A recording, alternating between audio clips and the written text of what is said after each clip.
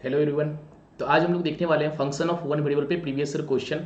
और इस function of one variable में जैसे कि हमारे पास टॉपिक होता है function, limit, continuity, differentiability, maximum, minima, increasing, decreasing, ये सभी पे बेस्ड आईआईटी जैम में क्वेश्चन हर बार रिपीटेडली टाइम्स पूछा जाता है, रिपीटेड टाइम्स। तो इस सेशन में हम लोग यहाँ पे फर्स्ट फंक्शन और उस पर बेस्ड प्रॉपर्टीज़ पे बेस्ड जो क्वेश्चन आया है उसमें वन बाई वन डिस्कस करने वाले हैं।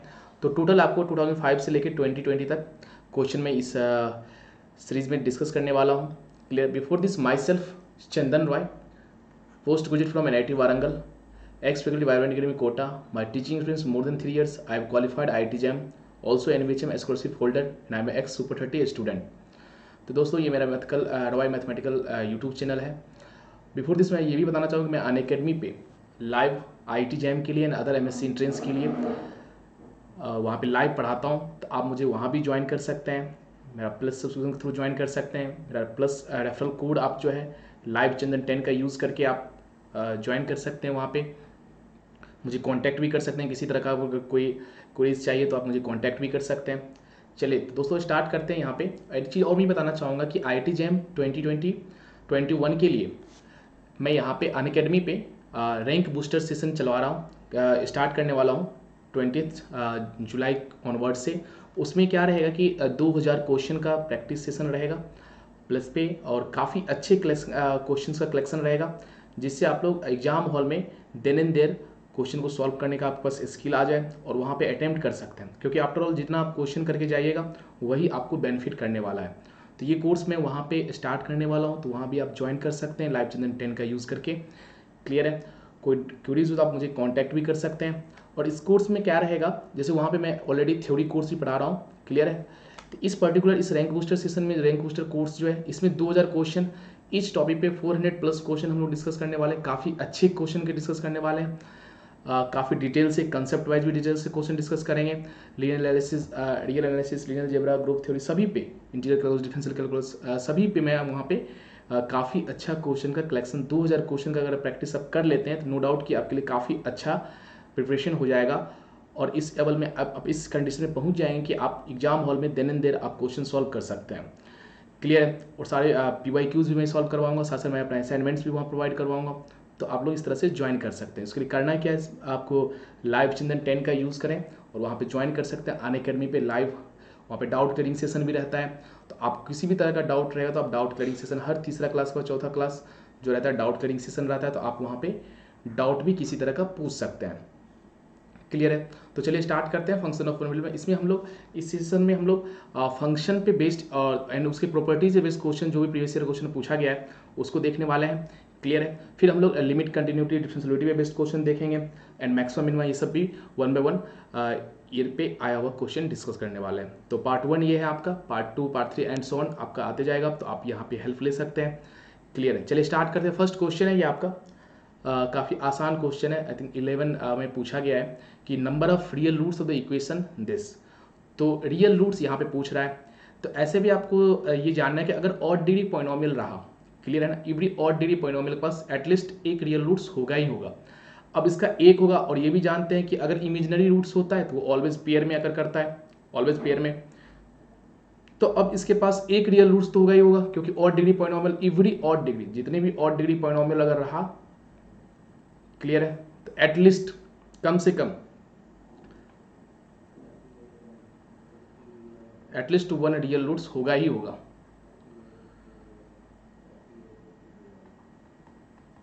होगा ही होगा। क्लियर है। ये इंपॉर्टेंट पॉइंट है। क्यों होगा? क्योंकि अगर एक रियल रूट्स हुआ तभी दूसरा जो 2 बच गया वो आपका पेयर वाइज में इमेजिनरी हो सकता है। ऐसा नहीं हो सकता है कि एक इमेजिनरी हो जाए और बाकी 2 रियल हो जाए, क्योंकि इमेजिनरी अगर होगा तो ऑलवेज पेयर में आएगा। क्लियर है। तो कम से कम एक रियल रूट्स होगा। इसका मतलब क्या होगा, अगर ऑड डिग्री पॉलिनोमियल रहेगा ना, मान लो कि 5 डिग्री का पॉलिनोमियल है, तो उसके पास आइदर एक रियल रूट्स होगा, फिर क्या होगा 3 रियल रूट्स हो सकता है, या फिर 5 का 5 रियल रूट्स हो सकता है। जैसे यहाँ पे 3 डिग्री का पॉलिनोमियल है, इसके पास आइदर एक ही रियल रूट्स होगा या फिर तीनों का तीनों यहाँ पे रियल रूट्स होंगे। ऐसा नहीं हो सकता कि 2 रियल रूट्स हो जाए और एक इसके पास इमेजिनरी रूट्स हो जाए, ऐसा कभी नहीं हो सकता है। आपको याद रखना है, imaginary roots always occurs in pair में होता है। अब देखना यह है कि इसके पास क्या एक ही रियल रूट्स होगा, तो आप इसको थोड़ी देर के लिए एज्यूम कर लीजिए f(x = x cube plus x minus 1। अगर मैंने यहाँ पे एफ डैश कर दिया तो 3x² प्लस 1 आ जाएगा। तो क्लियरली दिख रहा है आपको, कोई भी आर अगर आप यहाँ पे रखते हैं तो 3x² always greater than equals to 0, plus 1 कीजिएगा तो always greater than equals to 1। मतलब यहाँ से आप ये बोल सकते हैं कि एफ डैश जो हमारा हो गया स्ट्रिक्टली ग्रेटर देन 0।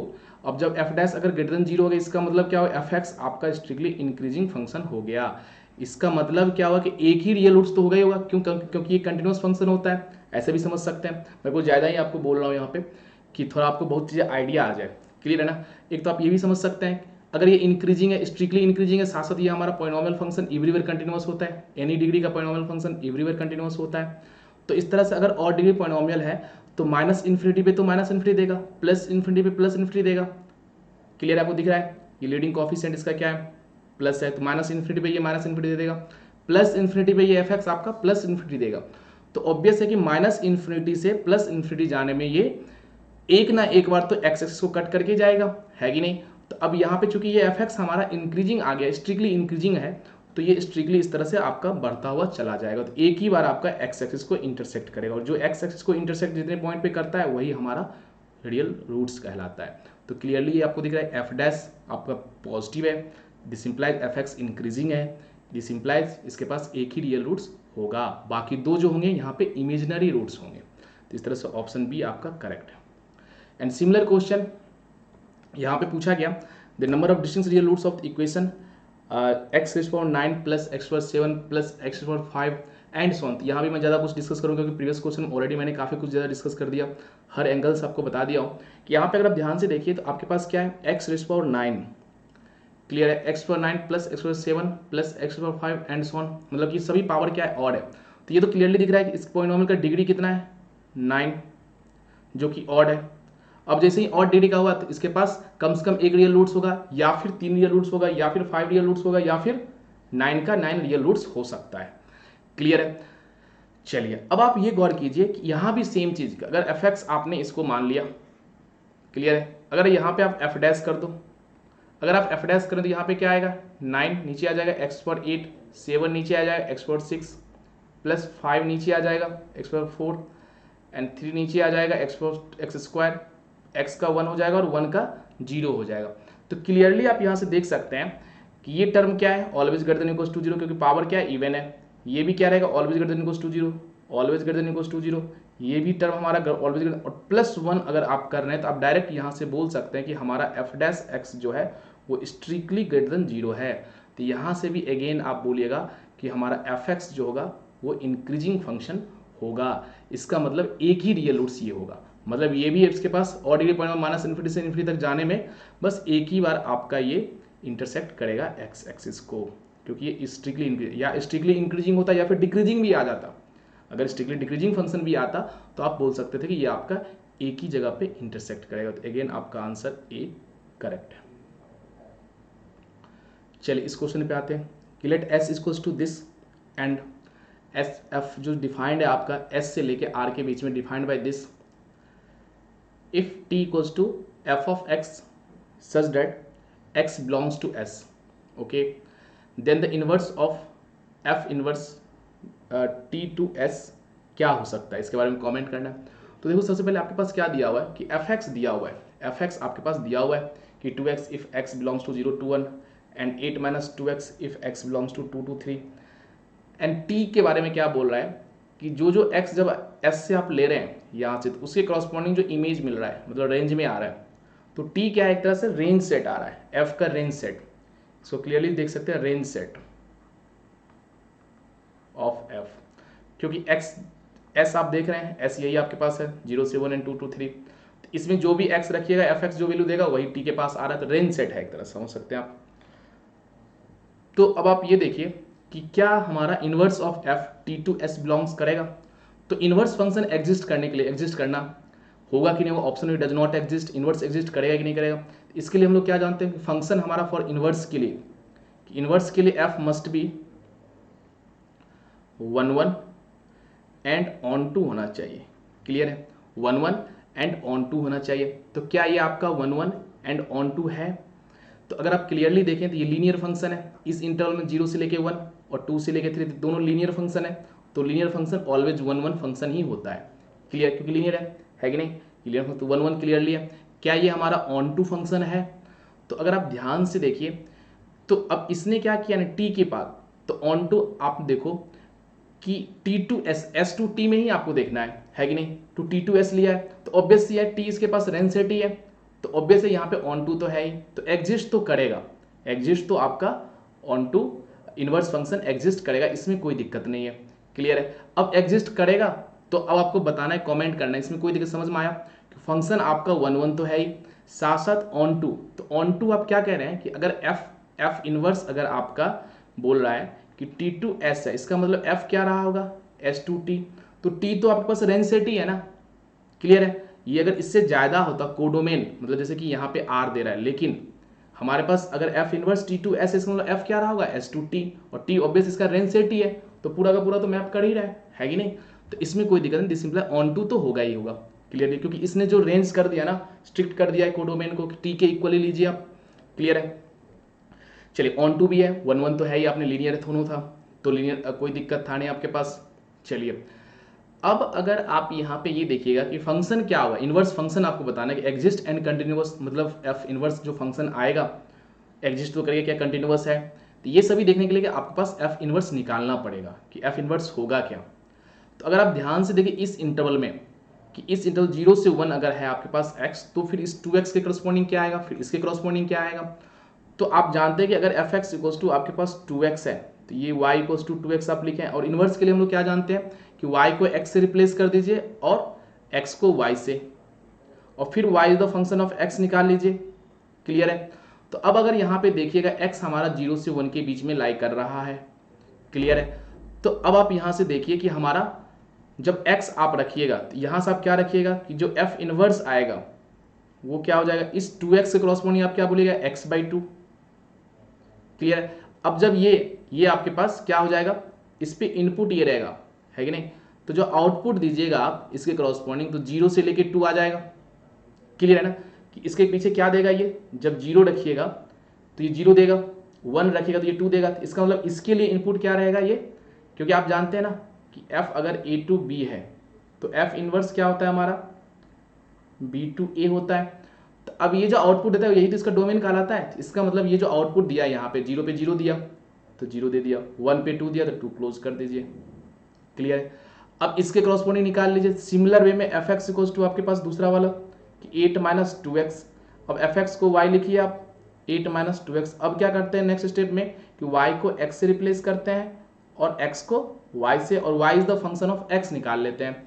तो यहाँ पे आप -2y इक्वल्स टू x - 8, तो यहाँ से y इक्वल्स टू क्या बोलेगा, 8 - x अपॉन 2 बोलिएगा कि नहीं बोलिएगा।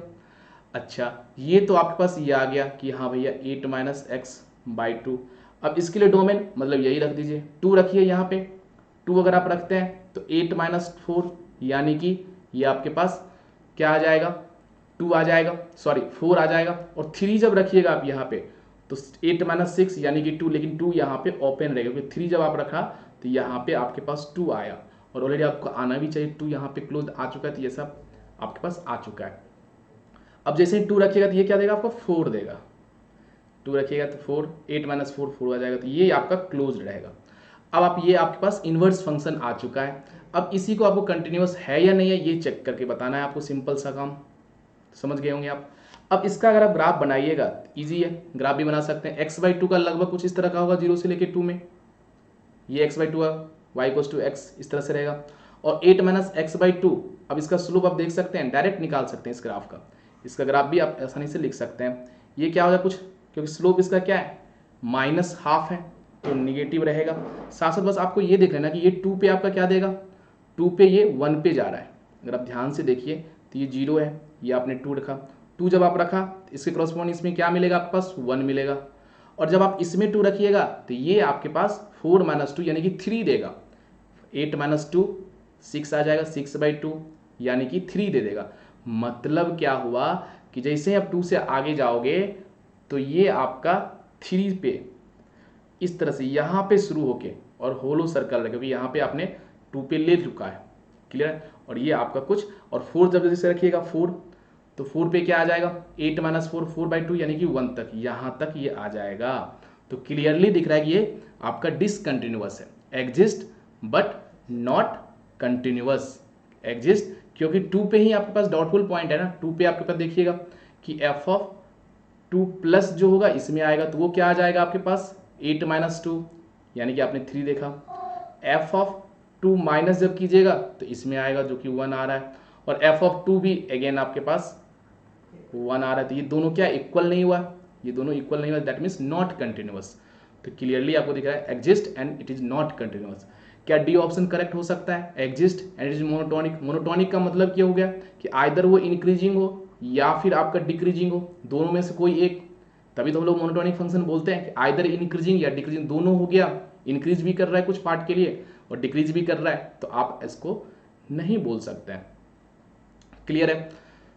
चलिए, अच्छा एफ ऑफ 4 पे मैंने क्या बताया था कि अगर x इक्वल्स टू 2 4 रखिएगा तो यहाँ पे 4 8 माइनस 4 4 आ जाएगा बाई 2, यानी कि 2 तक जाएगा। ये समझ रहे हैं ना, ये इस तरह से जब आपका वैल्यू 4 रहेगा तो।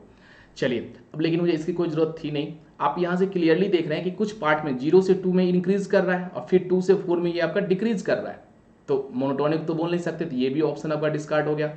कंटिन्यूअस तो ये आपको बस क्लियरली दिख गया कि 2 पे आपका ये कंटिन्यूअस नहीं है।